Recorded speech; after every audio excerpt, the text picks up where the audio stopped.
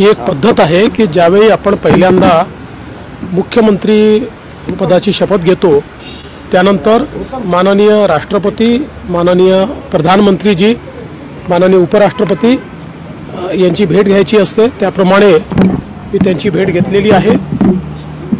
आज सकाळी माननीय प्रधानमंत्री महोदयांची माझी एक दीर्घ भेट झाली, ज्यामध्ये त्यांचे आशीर्वाद देखील मी घेतले आणि महाराष्ट्राच्या संदर्भात काही चर्चा देखील आमच्या त्या संदर्भात झालेल्या आहेत। आणि मला माननीय प्रधानमंत्री महोदयांनी सांगितलं की महाराष्ट्र हे एक अत्यंत महत्त्वाचं राज्य आहे।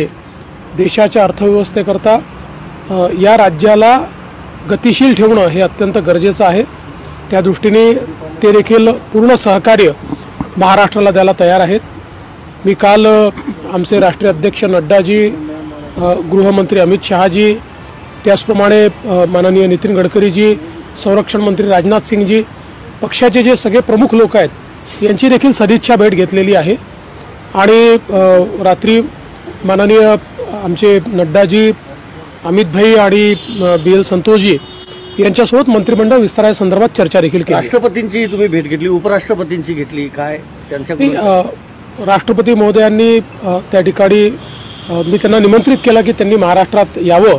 राष्ट्रपती महोदयांनी सांगितलं की मी लवकरच अशा प्रकारचा कार्यक्रम तयार करेन आणि महाराष्ट्रात येईन।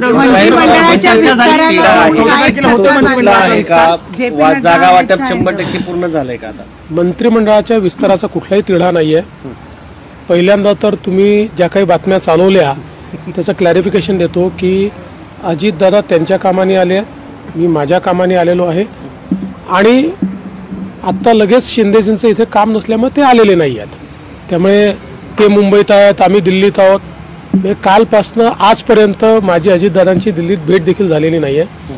मी माझ्या पक्षाच्या नेत्यांना भेटायला आलेलो आहे आणि आमच्या पक्षाचे मंत्री कोण असतील, त्यांच्या पक्षाचे कोण असतील, शिंदे साहेबांचे शिंदे साहेब ठरवतील, अजितदादांचे अजितदादा ठरवतील। आमच्या पक्षाचे मंत्री कोण असतील याचा निर्णय हा शेवटी आमचं जे काही पार्लमेंटरी बोर्ड आहे, आमचे नेते ते घेतात। त्यामुळे काल बावनकुळेजींनी आणि मी आमच्या नेत्यांची भेट घेतलेली आहे, त्याच्यावर चर्चा केलेली आहे। प्रत्येक विभागातनं प्रॉबेबली कोण मंत्रिपदाचे उमेदवार असू शकतात, कोणाला आपण बनवू शकतो, असे एक प्रॉबेबल शॉर्टलिस्टिंग देखील त्याच्यासोबत आम्ही केलेलं आहे। आता या संदर्भात वरिष्ठ स्तरावर ते निर्णय करतील आणि आम्हाला कळवतील। नरेंद्र मोदींचं फॉर्म्युला वगैरे सगळा ठरला, तुम्हाला कळेल। सर, तुम्ही नरेंद्र मोदींना भेटलात, नरेंद्र मोदींचं तुमच्यावर एक विशेष प्रेम आहे। ज्यावेळी मुख्यमंत्री कोण होणार ही चर्चा सुरू होती तेव्हा सुद्धा नरेंद्र मोदींच्या वतीने देवेंद्र फडणवीस होणार हे आम्हाला ऐकायला मिळत होतं। तुम्ही आज काय सांगाल, काय स्पेशल बातमी? मला असं वाटतं की मोदीजी हे आमचे सर्वोच्च नेते तर आहेतच, पण एक प्रकारे आमच्या पक्षामध्ये आमच्या सगळ्यांकरता पितृतुल्य अशा प्रकारचं ते नेतृत्व आहे।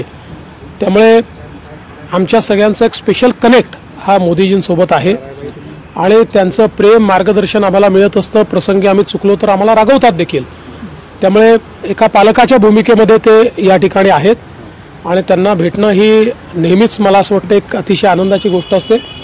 आणि विशेषतः मी छत्रपती शिवाजी महाराजांची प्रतिमा ही मोदीजींना याकरता दिली की 2014 साली त्यांनी त्यांच्या प्रचाराची सुरुवात ही रायगडावर येऊन छत्रपतींना नमन करून केली होती।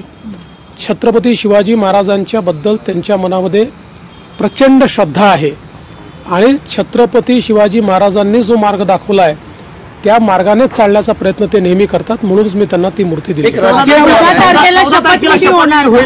आणि पूर्ण होईल की काही बाकी तारीख तुम्हीच ठरवली आहे, आम्ही ठरवायची अजून। एक राजकीय प्रश्न आहे, शरद पवारांचा आज वाढदिवस आहे, अजित पवार कुटुंबियांसह त्यांना भेटलेले आहेत आज। चांगली गोष्ट आहे। आमच्याहीकडनं शरद पवार साहेबांना खूप खूप शुभेच्छा आहेत। ईश्वराने त्यांना दीर्घ आयुष्य द्यावं, उत्तम आरोग्य द्यावं आणि जी काही राज्याची, देशाची सेवा ते करतायत ती त्यांनी करत राहावी अशा प्रकारची आमची शुभेच्छा। परभणी आणि बीडच्या संदर्भामध्ये माहिती आहे, तिथला जो परभणीमध्ये जे काही घडलं, खरं म्हणजे एकतर संविधानाच्या संदर्भात माथेफिरू व्यक्तीने जी काही त्या ठिकाणी कारवाई केली त्याचा तर निषेधच केला पाहिजे।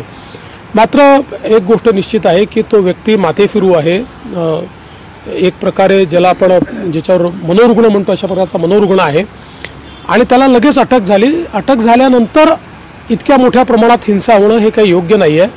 मला असं वाटतं की जे लोक भारताच्या संविधानाला मानतात आणि जे भारतरत्न डॉक्टर बाबासाहेब आंबेडकरांना मानतात अशा लोकांनी नेहमी संवैधानिक मार्ग पत्करले पाहिजेत आणि अटक झाल्यानंतर हिंसा करणं हे काही फार योग्य नाही आहे.